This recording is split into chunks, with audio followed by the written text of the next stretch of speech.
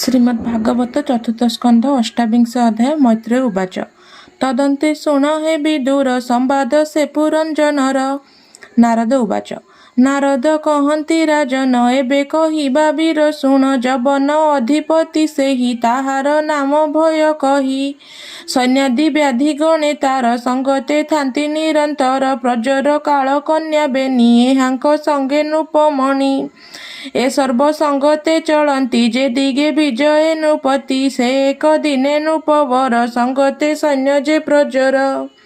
से मही भ्रमण करन्ते देखिला काल कर्म गते से पुरे थिला पुरंजन ता बेगे बेढ़िले राजन। से पुरे द्वारे जिन्न हि निरते पुर द्वारे थाई ए पुंच भूते देह जेते जाकु न छाड़े कदाचिते। ब्रह्मांड मध्य देह बही ताकु जीणंता केहि नाही ब्रह्मादि मुनि सुर देवा भय करन्ति ताकु सेवा। ताकु जीणंता केबा जन निश्चिते रहे निज स्थान अज्ञाने से पुरे मिसिले से पुरे पुरंजन थिले। जे काल कन्या संगे थिला सत्वरे से पुरे पशिला से नारी जारे स्पर सही से प्राणी उठी न पारई। आगे से नारी प्रवेशिला जेते जवन बल थिला से सर्वद्वार मार्गे गले प्रवेशी पुर विनाशिले। पुर उजाड़ी भय करी से पुरंजन दंडधारी बहुत संताप से कला निर्बले संकित रहिला।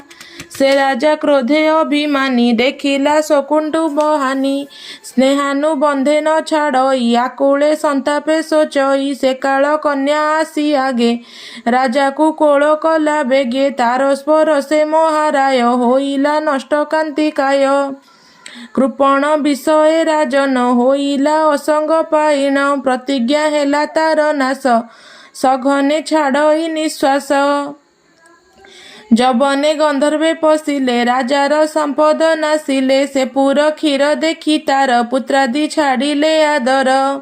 आत्मीय लोक जेते कही देखिला पूर्व स्नेह नाही तापत्नी ठारे जेउ प्रीति देखिला अस्नेह नीति। आत्मा को जराग्रस्त कला पंचाल विषय तो गला दुरंत चिंता पाई राय न देखी तरिबा उपाय। से कन्या विषय निर्बल एकांते झुरे महिपाल दुर्बल देखी निज देह छाड़िले पुत्र आदि स्नेह। सपुर लोक चिंता कला से काल कन्या एहा कला से पुर छाड़िबारे मन रोदन करे अनुक्षण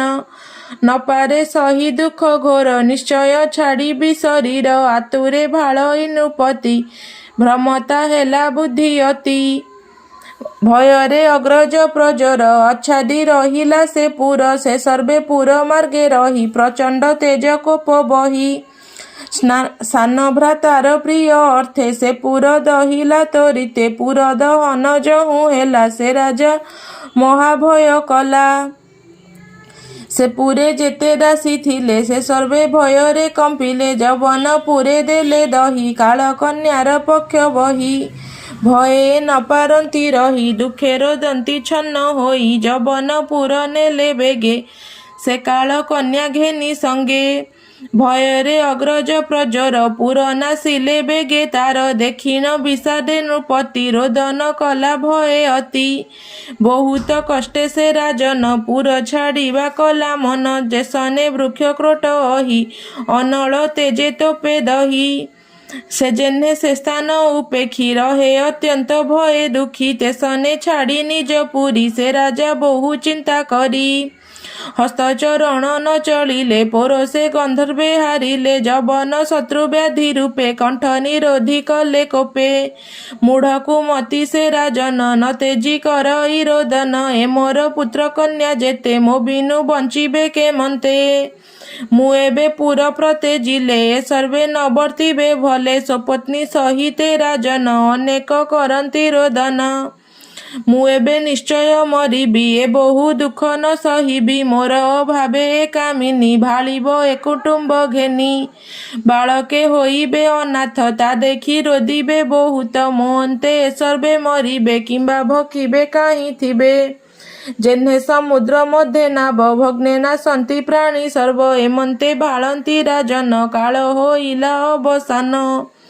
ଯଜ୍ଞାଦି ପୁଣ୍ୟକର୍ମ ଯେତେ କରଣେ ନୋହିଲେ ସମର୍ଥେ କାମ୍ୟ କର୍ମରେ ତ୍ୟାଗ କରି ଅନେକ ପଶୁ ଥିଲା ମାରି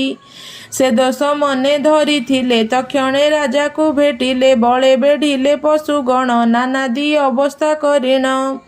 କୃଷ୍ଣ ଅଭାବେ ମୂଢ଼ମତି ଏଣୁ ନରକେ ହେଲା ଗତି ଈଶ୍ୱର ବାକ୍ୟ ବେଦ ବାଣୀ ସେ ଜ୍ଞାନ ତେଜିଲା ନ ଜାଣି ତେଣୁ କର୍ମାନୁସାରେ ତାର ଜନ୍ମିଲା ବିଦର୍ଭ ମନ୍ଦିର ସେ ରାଜା ମରଣ ସମୟେ ସ୍ତ୍ରୀଲିଙ୍ଗ ଭାବିଲା ହୃଦୟେ ତେଣୁ ସେ ପ୍ରମଦା ହୋଇଲା ପୁରୁଷ ଅଙ୍ଗ ପ୍ରତେଜିଲା ସେ ରାଜା ସଙ୍ଗ ତେରା ଜନ ଯୁଦ୍ଧେ ଜିଣିଲା ରାଜ୍ୟ ଧନ ସେ ପତିବ୍ରତା ସଙ୍ଗ ଫଳେ ଜନ୍ମ ଲଭିଲା ସାଧୁ କୂଳେ ଏଣୁ ସୁସଙ୍ଗ ମୁଖ୍ୟ ପ୍ରାଣୀ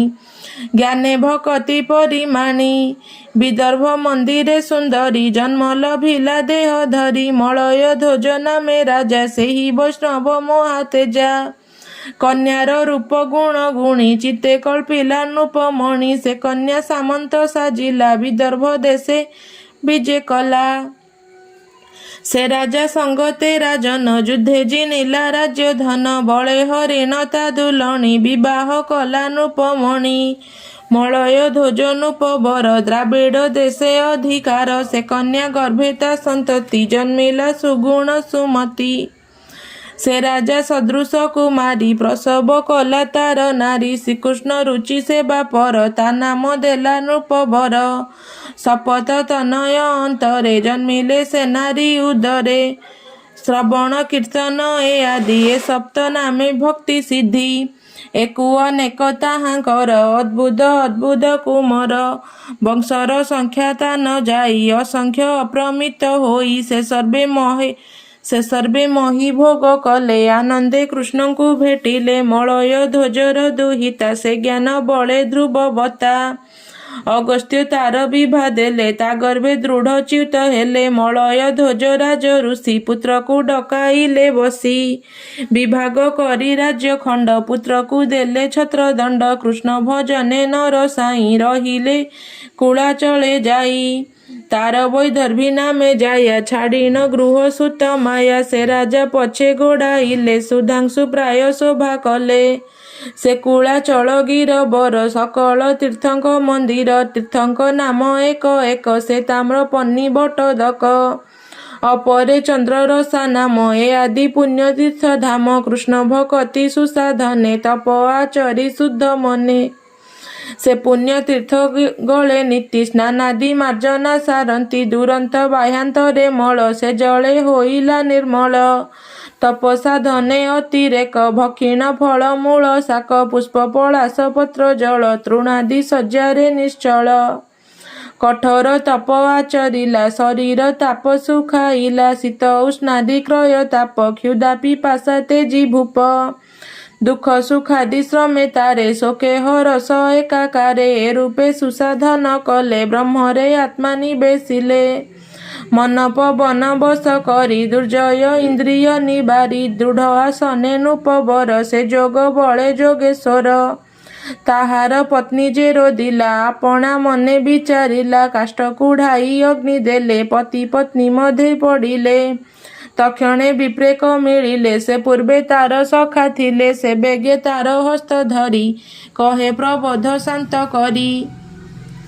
ଶୁଣ ସୁନ୍ଦରୀ ମନୋହାରୀ କେ ତୁମ୍ଭେ କାହାର ବା ନାରୀ ତୋ ଆମ୍ଭ ଏକ ବେନି ହଂସ ଏ ମାନସରେ ନିତ୍ୟ ବାସ ତୁ ମୋତେ ଛାଡ଼ିଣ ସେଠାରେ ଅଇଲୁ ଏ ମହି ଭାଗରେ ପ୍ରବେଶ ଏ ସୂର୍ଯ୍ୟ ମଣ୍ଡଳ ଏଥେ ଦେଖିଲୁ ଦିବ୍ୟ ସ୍ଥଳ ସେ ପୁରେ ନାରୀ ଏକ ଥିଲା ସେ ତୋର ମନ ବନ୍ଦୀ କଲା ତୋ ବସେ ନୁହେଁ ତା ଆୟତ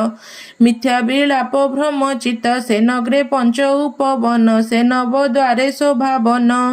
ରକ୍ଷଣେ ଏକ ଦ୍ୱାର ପାଳ ସେ କ୍ରୟ କୋଠରୀ ବିଶାଳ ଅପରେ ଅଛି କୂଳ ଅଷ୍ଟ ବସଇ ଭଲେ ପଞ୍ଚ ହାଟ ପଞ୍ଚ ଯେ ପ୍ରକାରେ ପ୍ରକୃତି ସେ ଏକ ନାରୀ ରୂପବତୀ ସେ ପଞ୍ଚ ଇନ୍ଦ୍ରିୟ ବିଷୟ ଆରାମ ତହିଁରେ ନିଶ୍ଚୟ ଏକଇ ପ୍ରାଣ ତହିଁ ଦ୍ୱାରୀ ସେ ନବ ଦ୍ୱାର ରକ୍ଷା କରି ପୃଥିବୀ ଆପତେ ଯମାନ ଏକ ବିଂଶ ତହିଁ ସଦନ ମନ ଇନ୍ଦ୍ରି ଗଣ ପଞ୍ଚେଣ ତହିଁର ଅଷ୍ଟକୋଣେ ଜାଣ ଏ କ୍ରିୟା ଶକ୍ତି ତହିଁ ବାଟ ନାନା ବିଷୟ ତହିଁ ହଟ